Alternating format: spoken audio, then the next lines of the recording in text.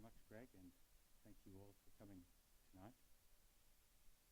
What I hope to do is, in the few moments available to me, and I've been told I have to stick strictly to time, I want to look at what populism is and what it means, as well as say a few words about its causes and consequences. Now, whatever else it may be, populism is no term for scholars. It has become an all-purpose insult deployed to dismiss one's opponents as merely pandering to the electorate's basest instincts. I gauge the mood of the electorate, you shamelessly chase votes, and she is an irresponsible populist. But even putting the term's current abuse aside, it is hardly easy to fit within the same conceptual box phenomena as diverse as the American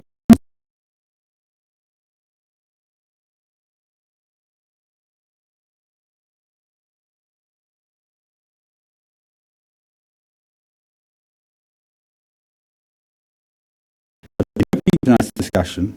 I want to start by describing the key features I see when I squint at the populist family, much as one would at a cubist painting. I will, in other words, try to set out the ideal type of populism, realizing that each instance will depart from that ideal type in potentially important ways. The first and most obvious feature of populism is the appeal to the people, both as the sole source of legitimacy and as the repository of political virtue. What is meant by the people is, of course, hopelessly vague. Indeed, that is why the concept is so politically useful.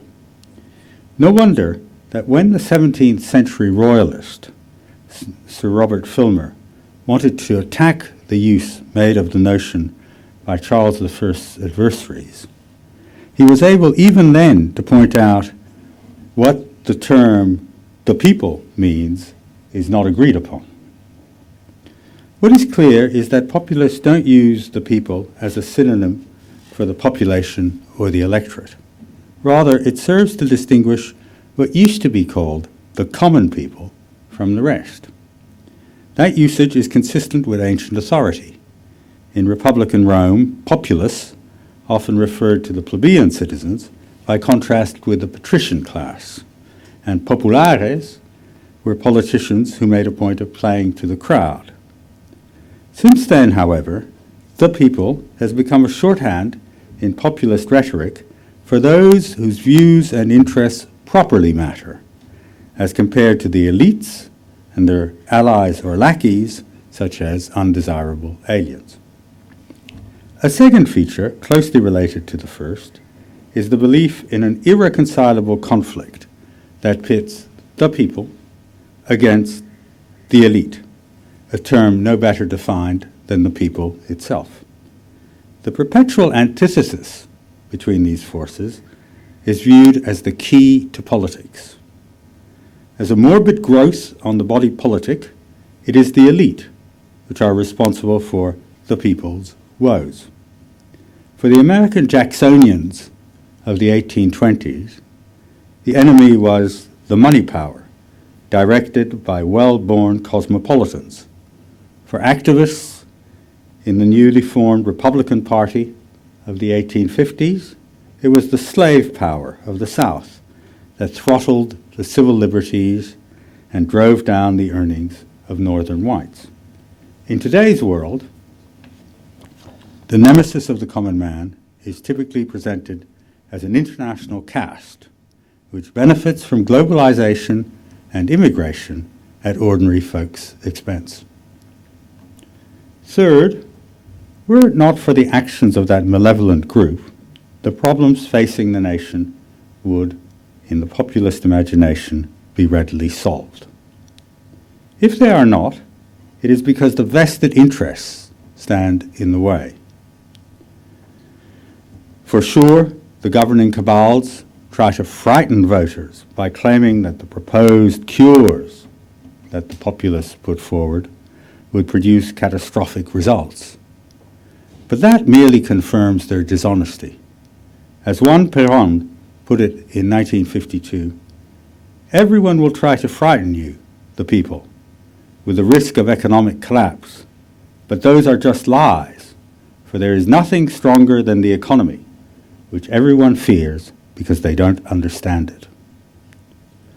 Fourth, since it is the elites that prevent solutions from being implemented, the first step must be to cut the cabals out of the body politic. The great Augean stable at Washington wants cleansing, Andrew Jackson supporters cried in 1824. Drain the swamp, Donald Trump proclaimed in 2016. And just as Jackson was the man for his time, so Trump is the man to do it now.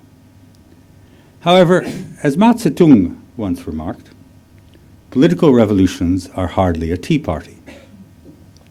They demand a Hercules. A fifth feature of populism is consequently its heroic conception of the political process, usually incarnated in a more or less heroic leader. Populism is a form of redemptive rather than pragmatic politics. It espouses a personalist style that veers to internal as well as external authoritarianism, with the movement being subservient to, and in some cases little more than the creature of, a charismatic founder, a feature as evident in Beppe Grillo's Cinque Stelle movement as it was in the Argentina of Juan Perón. Moreover, the scale of the political transformation populists seek is such as to make constitutional niceties an intolerable impediment. Populism's preferred mode of government, and this is its sixth feature, is the plebiscite, the direct, unmediated appeal to the people for their yea or nay.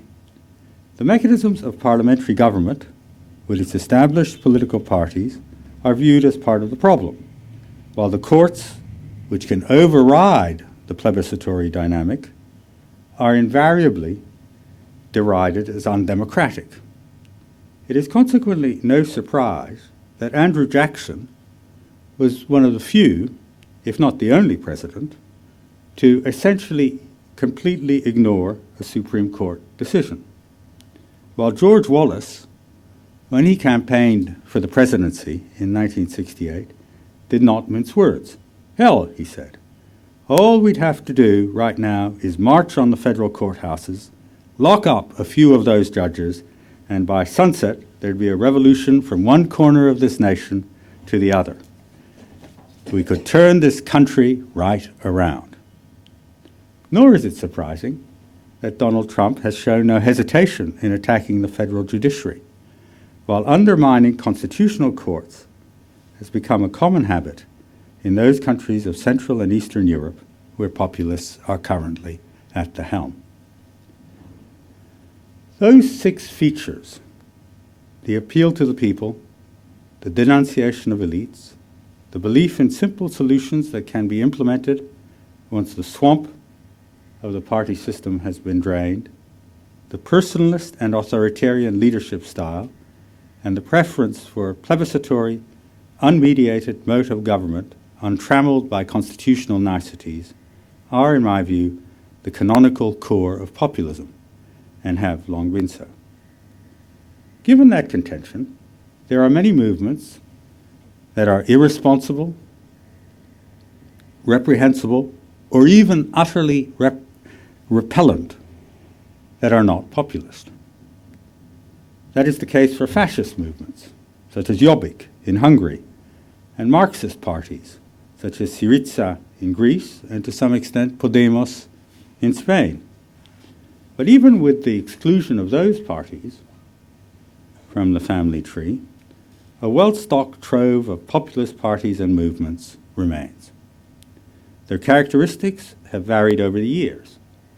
Populism has, for instance, recently added to its traditional nationalism a strident opposition to globalization and an equally strident support for protectionism. And it has also varied significantly as between the different parts of the world. It would be impossible to do justice to that geographical diversity in the time available. Nonetheless, Simplifying somewhat, 4 subspecies are worth distinguishing. The first and arguably the oldest of the traditions that remain active is that found in the United States. Americans were the first in modern times to achieve popular government, and therefore the first to experience the sense that the people's government had somehow escaped from the control of the people. The populist response to that disillusionment dates back at least to Andrew Jackson and the presidential campaigns of the 1820s. It is hard to find a time since then when the embers of the populist fires Jackson lit have been entirely extinguished.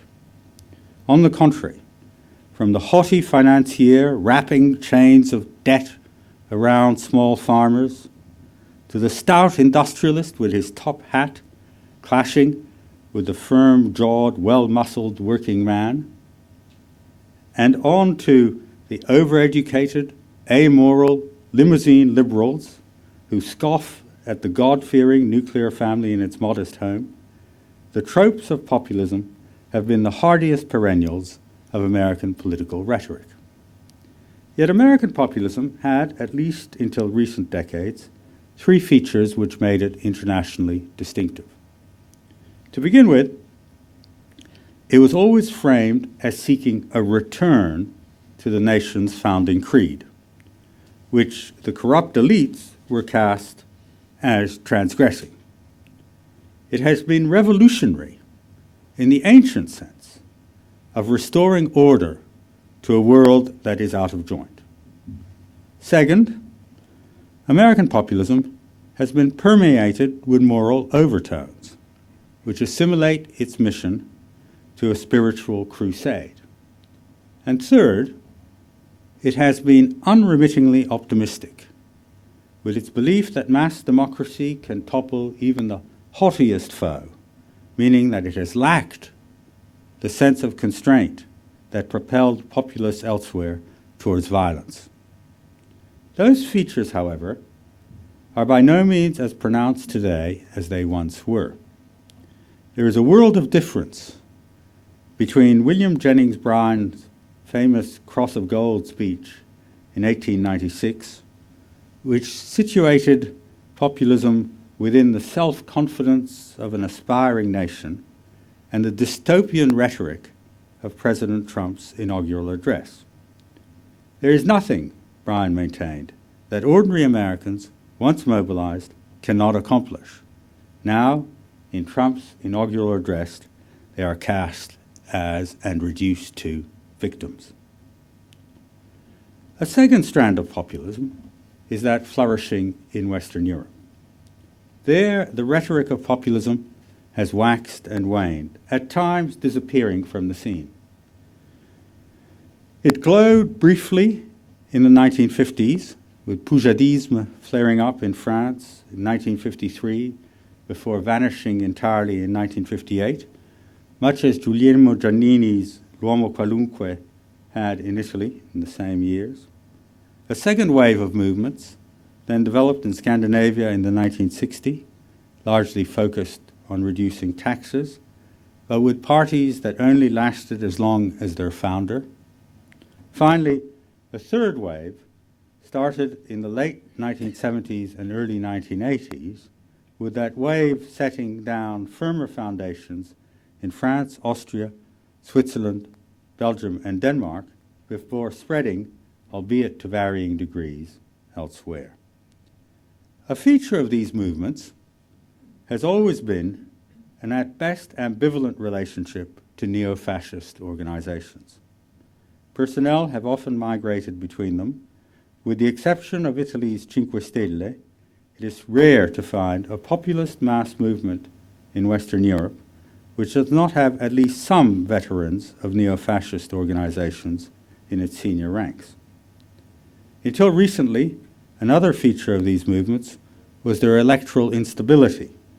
Like the Front National in the 1980s and 1990s, they would experience very large electoral swings. At the same time, the organizations themselves were often unstable. In Italy, for example, parties such as Alleanza Nazionale would compete with many rivals, with sudden changes in their relative rankings. That now seems to have changed. The movements are somewhat more entrenched, giving them a permanence and more stable mass base than they have ever previously had. A third strand of populism is that which has emerged in Central and Eastern Europe and in the countries of the former Soviet Union. These movements are themselves very diverse. They range from parties composed of former communists, such as the Social Democratic Party in Romania, through to parties controlled by oligarchs, such as Veselin Marhevsky's Will Party in Bulgaria.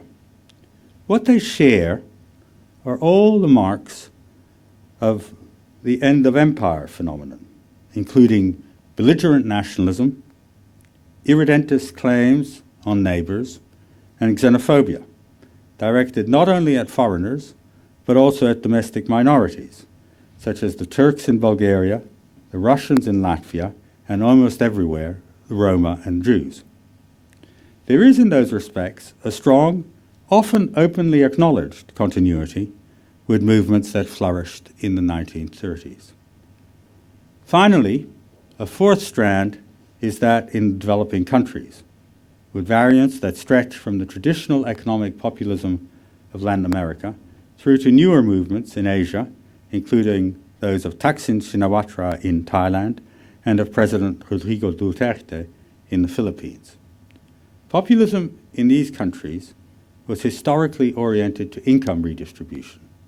More recently, populist parties have also campaigned against cronyism, corruption, and rampant crime. What should be clear from that listing is populism's remarkable spread and its manifold shapes and sizes. That it is so widespread reflects the fact that it's democracy's perhaps stunted twin. Wherever the principle is accepted of rule by the people, it is only natural that appeals to the people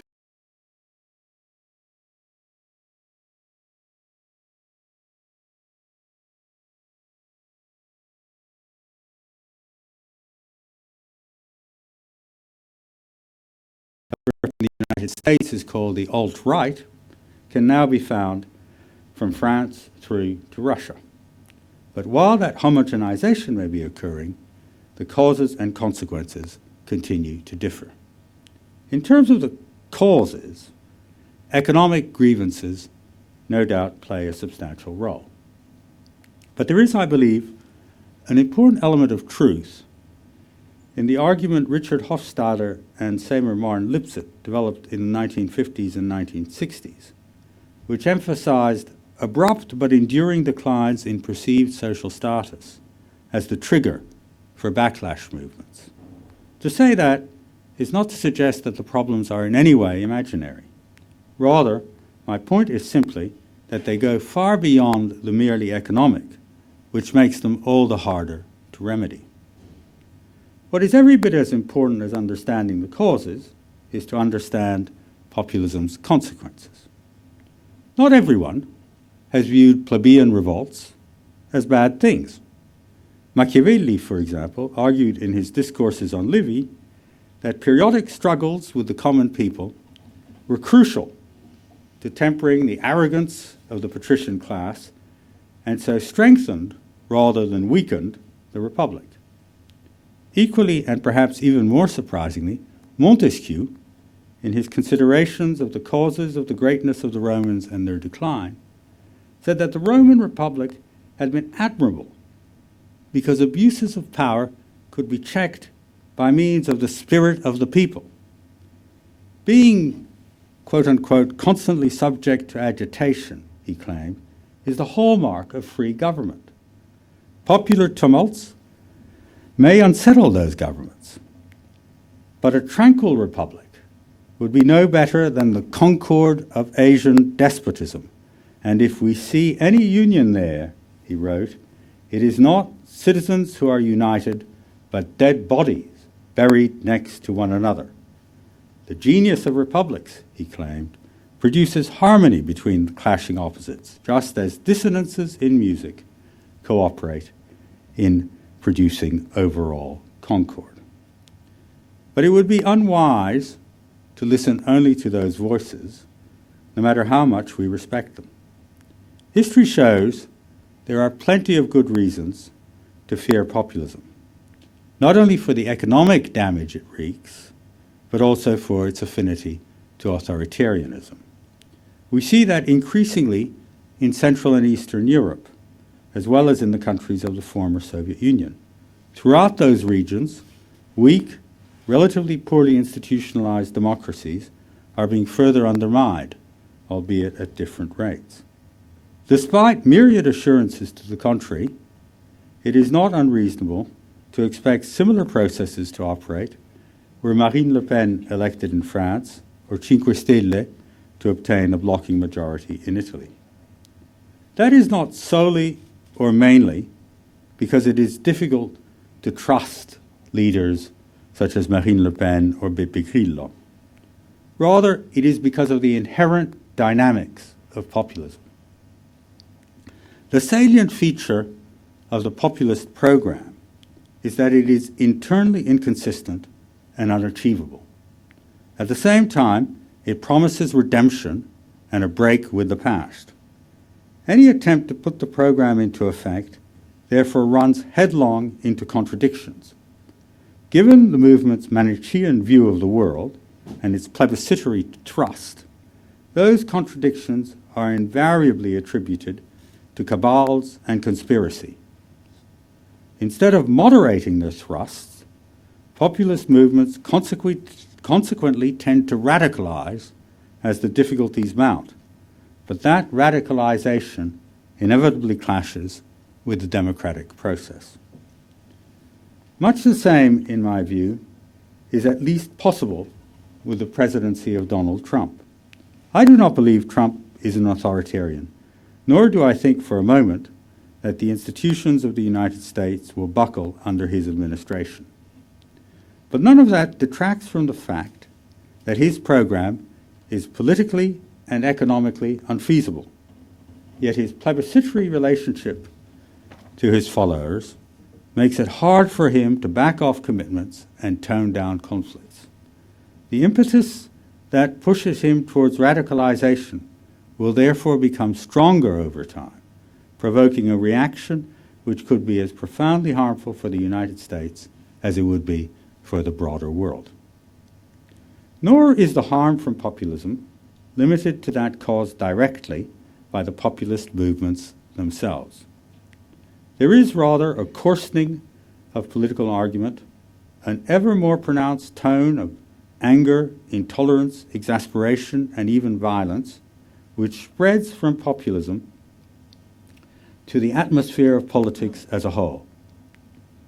While populism is by no means the only cause of the degradation of political debate, it both feeds on it and pushes it further. Unfortunately, it would be naive to expect populism to abate, much less disappear.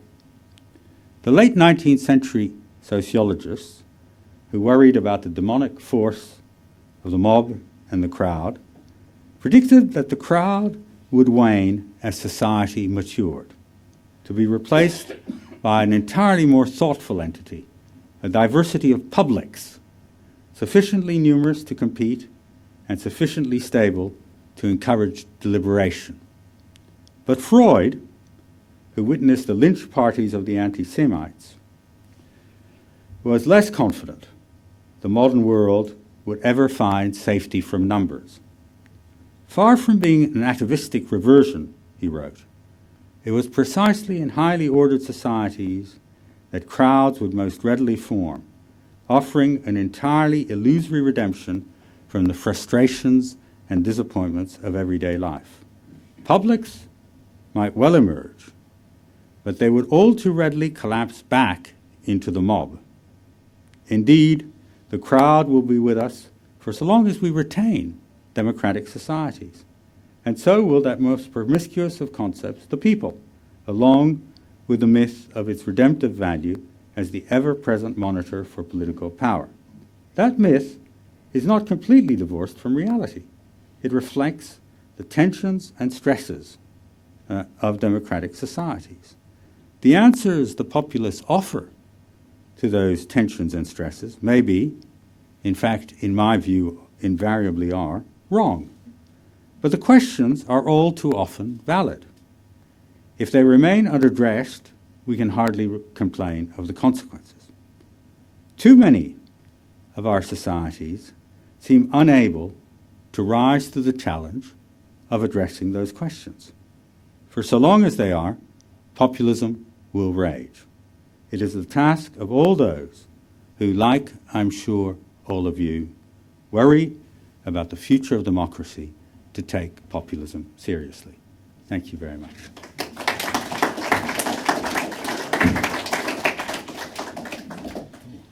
Thank you very much, Henry, and Henry very kindly agreed to take questions from the floor, so I'll open it straight up. Very fascinating, Henry. You gave 6 allegedly canonical defining characteristics of populism, and I would have thought, to my mind, that they would also have belonged to fascism, and I'm left wondering, is fascism just a hard form of populism, a view which you seem to be on two minds upon? And if fascism isn't just a hard form of populism, what is the distinguishing criteria or criterion of fascism from populism?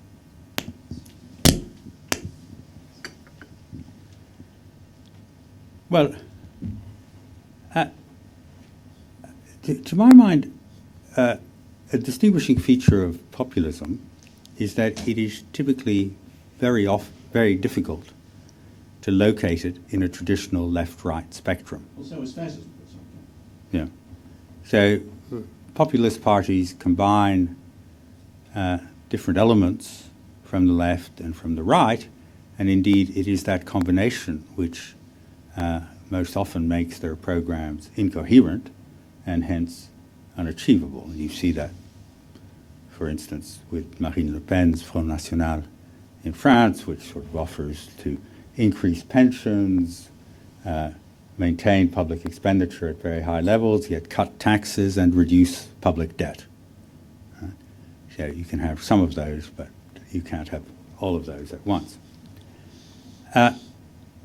Now, with respect to your question, I think part of the difficulty is that fascism itself is a protean phenomenon, whose boundaries are ill-defined and which comes in many quite distinct varieties. But I don't think of fascism as primarily based on the appeal to the people, though it shares some of the features of populism. Fascism has typically been based on something else. For instance, the appeal to the nation, the appeal to the race, or some combination of the appeal to the nation and the race. And you can have populism which entirely lacks those appeals. But it's very difficult to find a form of fascism which does not take those appeals as absolutely central elements. So yes, it's true that the boundaries between the two can be ill-defined. Right? And that's why I said in Western Europe, there is quite a bit of movement between neo-fascist parties or entities of some kind, organizations, and some of the populist movements. Equally, in Central and Eastern Europe in particular, there's often an admitted continuity between contemporary populist movements and the not necessarily fascist, but fascisant movements of the 1930s. You see that also to some extent in the Baltic states. So the boundaries between the two are not rigid. And indeed, in some cases, there's an interdependence of a kind between them. For instance, in Hungary, it's clear that Jobbik is a very different phenomenon from Fidesz. Jobbik is a fascist party. They parade around in uniforms. They have a cult of violence that Fidesz does not have. Okay? And that is, again, a feature, the myth of violence, the Sorelian myth of violence, which is a central feature of fascism. Okay? Fidesz entirely lacks that myth of violence. Yet, in a way, there's a bit of a symbiotic relationship between Fidesz and Jobbik, because Jobbik is the unpalatable face of change.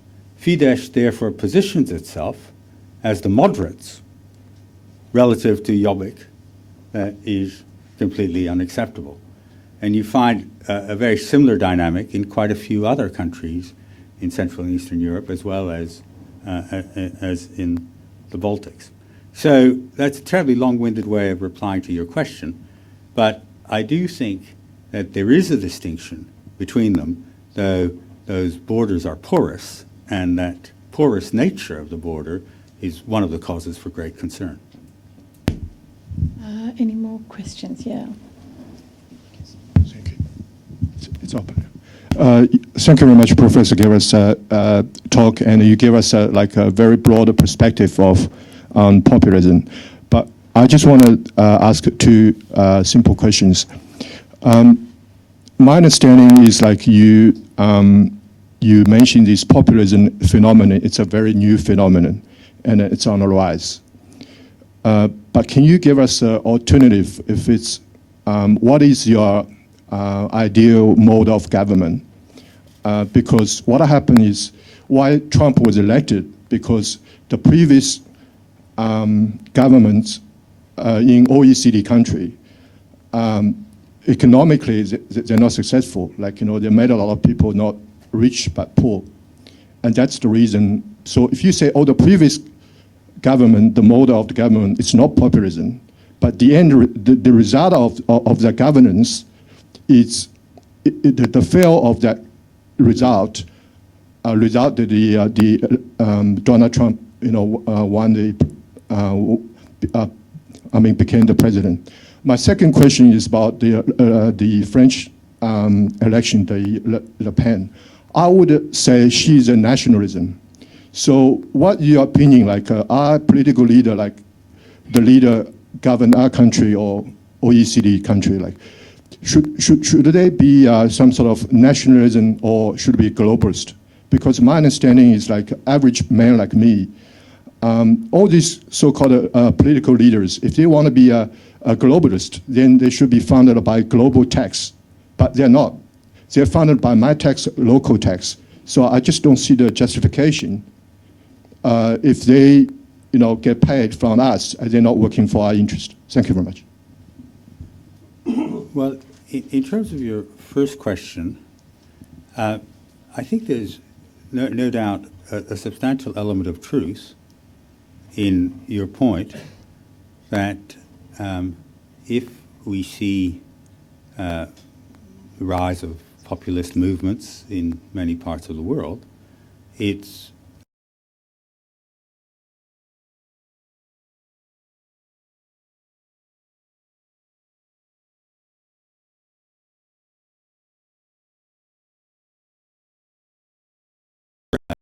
growth or even periods where economic activity has declined, stagnant incomes, in some cases rising inequality, and all those phenomena inevitably provoke a reaction.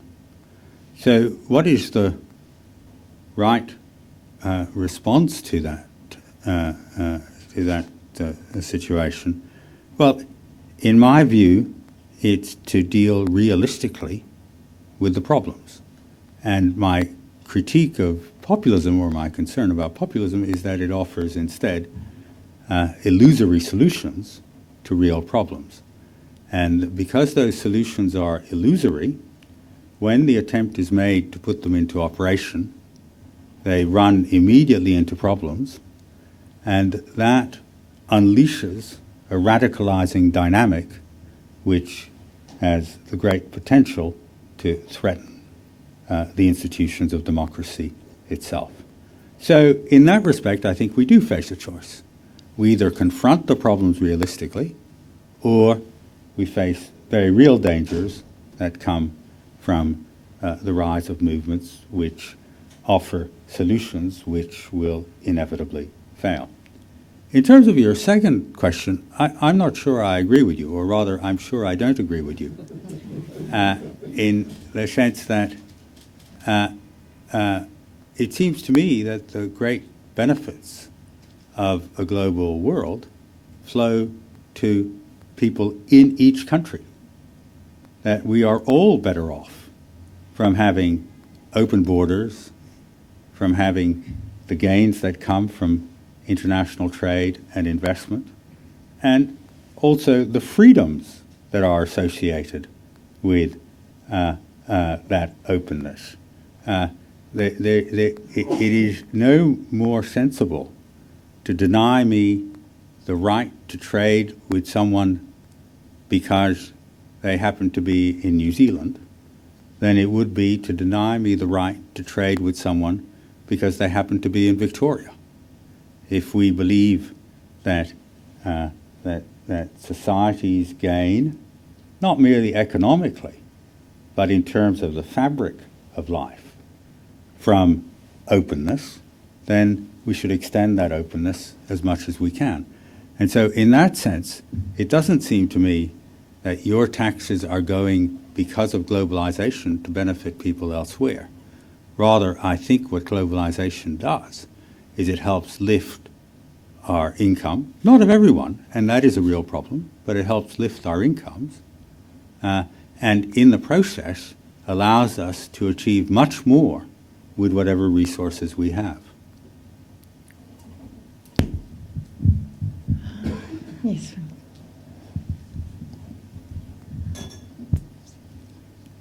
I would say that argue that one of the main reasons for the rise in populism in Europe, for instance, is particularly the EU and the structures and the institutions there. So if the problem is the institutions themselves, and particularly that they have technocratic leanings, so what is the proper reaction in that circumstance? So. Well,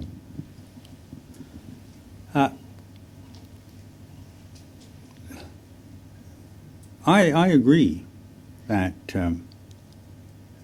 some of the tensions in Europe have either come from or being aggravated by the nature and functioning of the European Union. And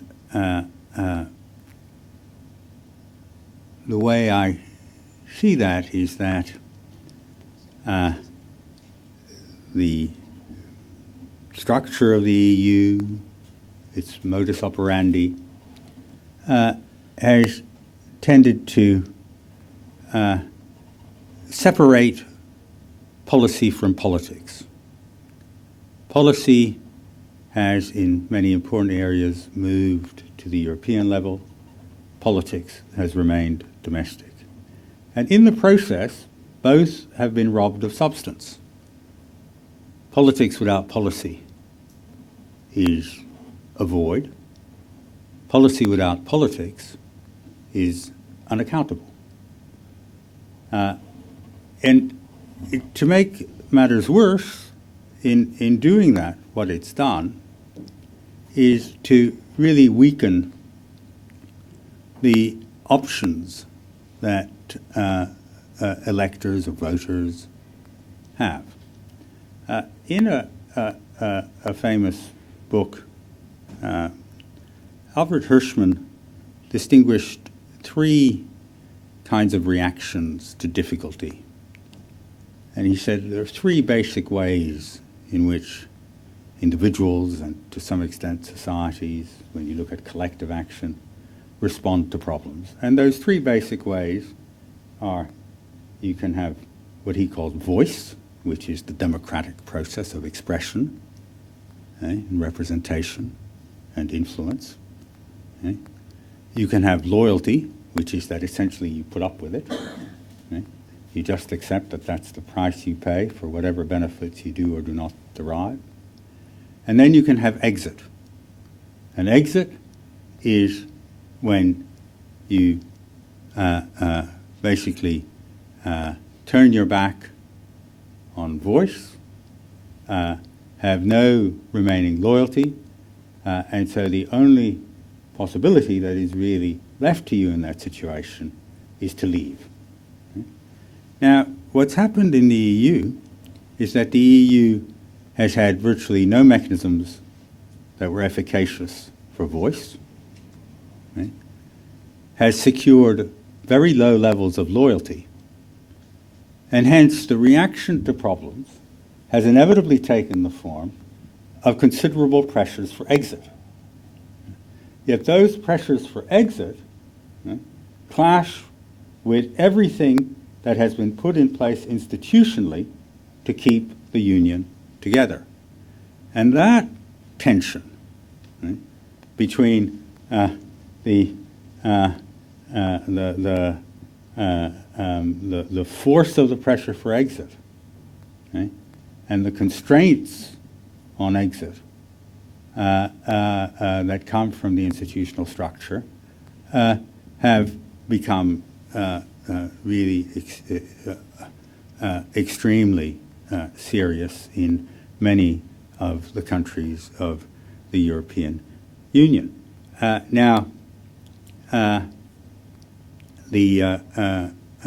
Ideally what would happen in that situation is that one would re-examine the nature and functioning of the Union. Yet the reality is that the Union is not the way it is by accident. Okay? The reality is that the Union is the way it is because national governments shaped it that way. And this comes back to what is actually a quite fundamental problem. And that fundamental problem is that for many years, European governments believed that the Union was itself a bulwark against the crowd, the mob, democracy, which might work the wrong way. Okay? And I'm not talking about people that you and I would deride. I'm talking about people like de Gasperi, Adenauer, de Gaulle. That was a fundamental motive for them. It was with their eyes open that they created the structure which is now there. But that structure has come back to bite. And the real question is, what will be done to resolve the tensions it inevitably creates?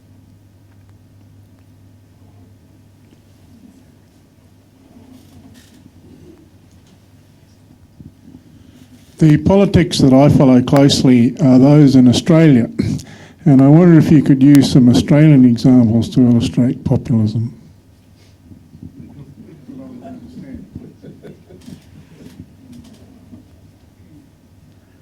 Well, to my mind, there has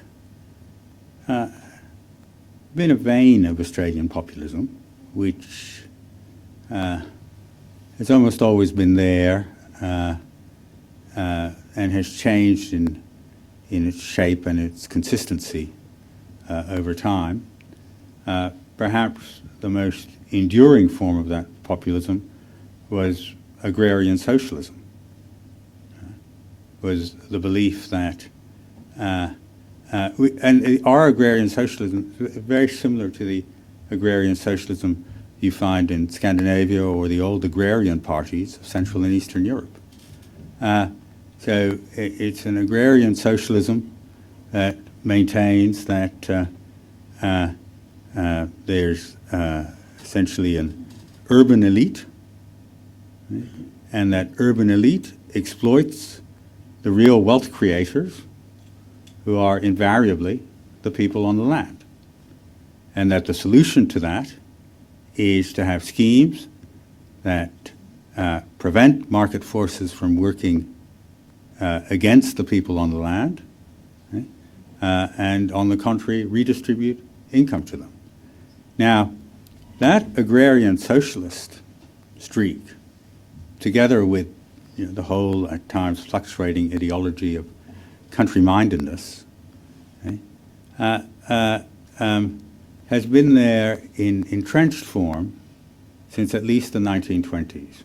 Indeed, it coincides almost, well, certainly to the year, with the rise of agrarian parties in Europe.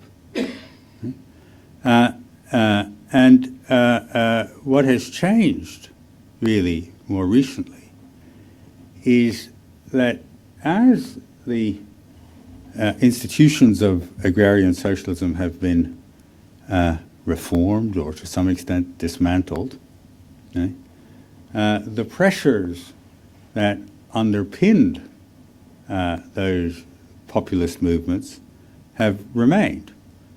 Indeed, in some ways, they've become even stronger. But they now sit uneasily with what was always their home, namely the Country Party, or as it's now called, the National Party. And as a result, they've taken other varieties, okay, such as Bob Catter, to some extent Mr. Palmer, okay, and more recently, and again episodically, Pauline Hanson.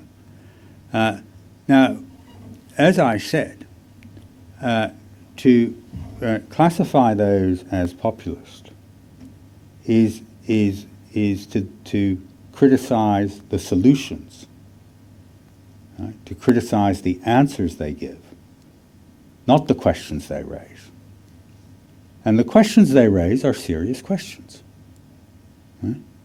But what has happened at the moment, and no doubt will spread more broadly than the traditional constituencies that those movements represented, is that we have struggled to find sensible solutions to those questions other than throwing money at whoever claims to be the victim, thus elevating victimhood to a highly desirable social status.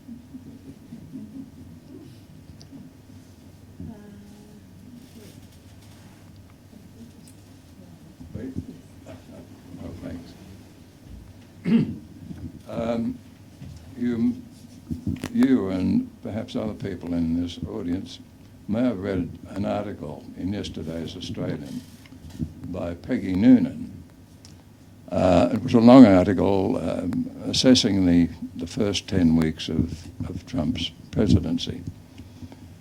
And Peggy Noonan was the speechwriter and Reagan. Of Reagan. And she said something which interested me, and it raised a question in my mind. She says this: our country is